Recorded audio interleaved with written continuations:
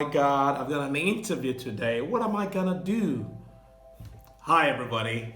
Welcome to Untitled. My name is Olale, and today we're gonna be having a look at some things that are quite relevant if you are preparing for an exam or an interview.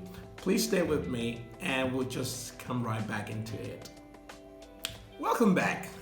Are you like the previous man before that's preparing for an interview, an exam, or you're preparing for some sort of test and you're worried about it because you believe you can't do something, you feel that it's impossible. In fact, you use such words like you can't, it's impossible, it's difficult. Well, it's quite understandable because these words show and express how you feel about something that you can't and you are not able to do something.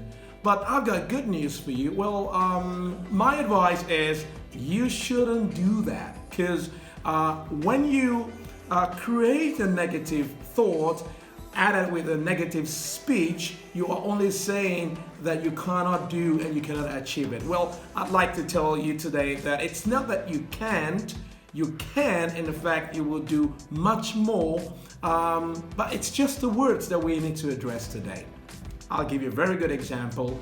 If you ever met someone and you wanted to be friends with that person, you wanted to get married to that person, or just want to have a relationship, or just casual friendship.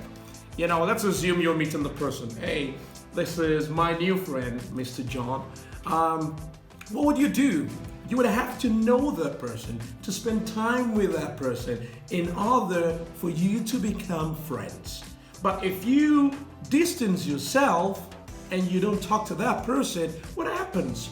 There is a vacuum, there is a gap, and there wouldn't be a bond in the relationship or in the friendship.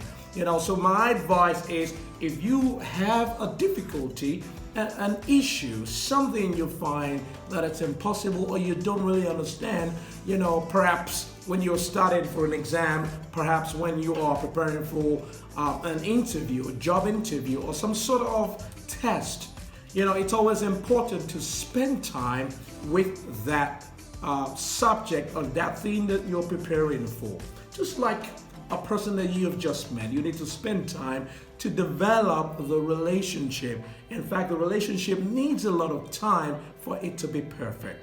So what am I saying today? I'm saying every time you find that there's something that you're not good at, perhaps you're learning a language, perhaps you are preparing for an exam, or perhaps you are also preparing for an interview, it's always important to spend time with that thing so that you are able to overcome that challenge.